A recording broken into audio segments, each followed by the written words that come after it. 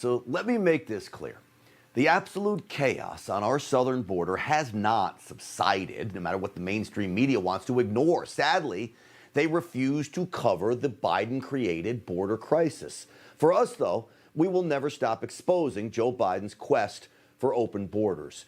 So to give you an example of how little respect Joe Biden has for stopping illegal aliens, he just flew two previously deported illegals back to the United States after they demanded the Biden administration give them amnesty. Today we're at JFK Airport at the baggage claim waiting for my father to get off his flight. He recently got his 90-day pardon, and so he'll be coming back from Haiti. And back he comes. Her dad, Jean Montreville, had been living as an illegal for nearly 30 years in America. He became an outspoken critic of law enforcement, pushing amnesty for the millions of illegals who sneak into America.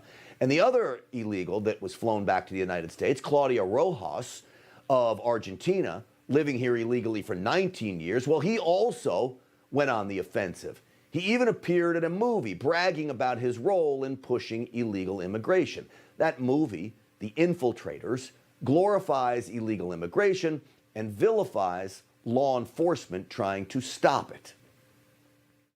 We're all young illegals. Our mission, stop the deportations. Our strategy, get into the detention center and get people out. Como editar un cuchillo re filoso.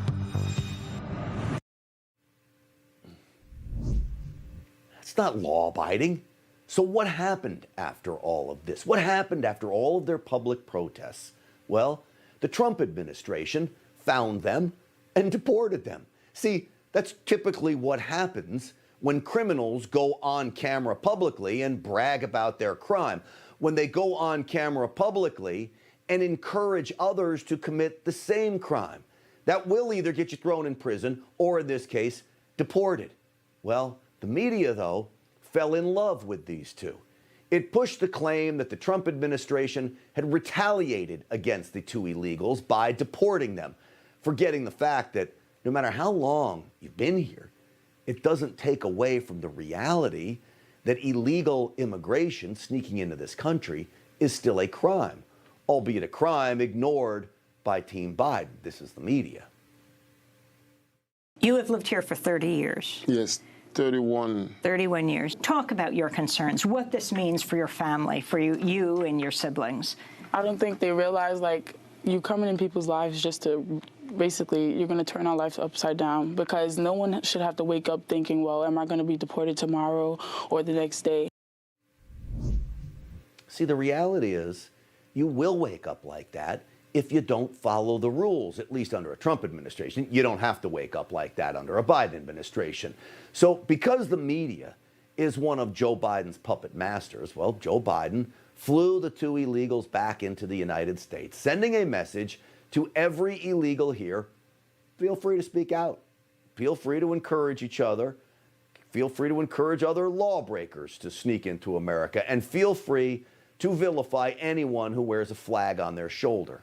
Joe Biden backs illegal aliens before he backs American citizens. That's a huge problem. How else do you explain his appointment of Chris Magnus to be the next Customs and Border Protection Commissioner, a man sworn in just this week? Just listen to him during his confirmation hearing. You believe we have a crisis at the southern border, yes or no? Senator, I'm not sure, does it really matter whether we call it a major challenge, a crisis, a big problem? Yes, it does matter. The truth matters. It's what this program is about, and it's what the left despises. This is a man handpicked to expand and advance Joe Biden's open borders policy. A man that says, does it really matter if we call it a crisis or not? As police chief in Tucson, Arizona, a border city basically, he embraced sanctuary city policies aimed at giving cover to illegals. He even rejected federal funds offered up to help the Tucson Police Department deal with all the criminal illegal aliens wreaking havoc on his city. He turned that money down.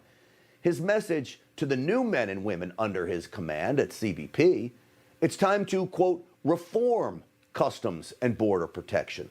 Reform an agency, he says, in my opinion, that just 1 year ago under President Trump was operating flawlessly.